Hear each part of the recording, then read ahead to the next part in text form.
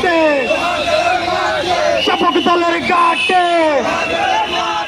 BNP chairperson ও সাবেক প্রধানমন্ত্রী বেগম খালেদা জিয়ার স্থায়ীভাবে কারামুক্তি লাভ করণে ধর্মীয় সম্প্রীতি ও শান্তি শৃঙ্খলা বজায় রাখিবার লক্ষ্যে জনসাধারণরে সচেতন করতে লোহাগাড়া উপজেলা বিএনপি ও অঙ্গ সংগঠনের উদ্যোগে জমায়েত ও গণমিছিল অনুষ্ঠিত হয়।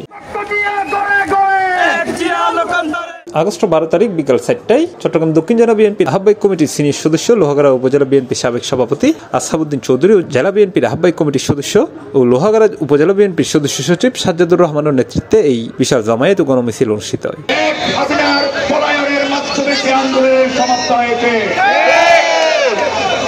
আমরা সশস্ত্র চিত্তে জ্বলন করতে চাই সে আবু সাঈদকে, যে আবু সাঈদ এই বাংলাদেশের মুক্তির জন্য পুলিশের গুলির সামনে নিজের বুক পেতে দিয়েছিল। আজকের মিছিলে তারা বিভিন্ন ইউনিয়ন থেকে আসছেন, সবাইকে ধন্যবাদ জানিয়ে মিছিলে অংশগ্রহণ করার অনুরোধ জানিয়ে এবং আগামী দিনে আওয়ামী লীগের যে ষড়যন্ত্র আছে সেই ষড়যন্ত্রের বিরুদ্ধে ঐক্যবদ্ধ থাকার আহ্বান জানিয়ে আমাদেরকে আমি বিনম্রভাবে অনুরোধ করছি এদেরকে ধরে ধরে প্রশাসনে হস্তক্ষেপ করার জন্য বিরোধীভাবে আহ্বান জানিয়ে 17 বছর আওয়ামী লীগ এখানে বাকশাল কায়েম করেছিল। আল্লাহর মেহেরবানিতে দেশ ছেড়ে খুনে হাসিনা পড়েছে। আমাদের আগামী দিনের কর্মসূচি হবে 2 জন আওয়ামী লীগ ছেড়ে এক রাষ্ট্রে দেওয়া হতে পারে।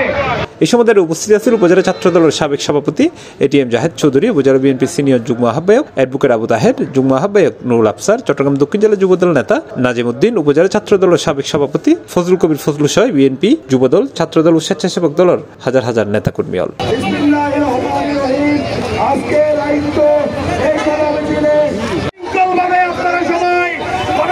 যাতে সুন্দর হয় সেভাবে সুশৃঙ্খলভাবে গণমিছিলে অংশ করার জন্য নেতাকর্মীদের মনে জ্বালা, তাদের নেত্রী পালিয়ে যাওয়ার জ্বালা, পালিয়ে যাওয়ার জ্বালা। আমাদের দেশের নেত্রী বেগম খালেদা জিয়া আমাদের মা বলেছিল এই বাংলাদেশে হচ্ছে আমার ঠিকানা, বিদেশে কোনো আমার বাড়ি নয়।